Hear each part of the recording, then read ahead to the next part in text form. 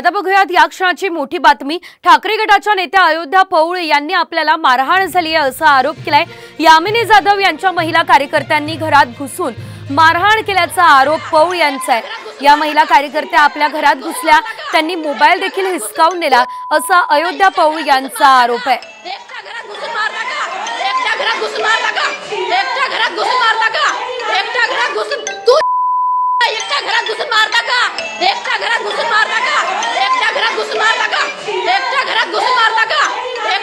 मुंबई पोलिसांना माझं सांगणं आहे, यामिनी जाधवच्या बायका माझ्या घरात येऊन माझा मोबाईल हिसकावून गेलेला आहे।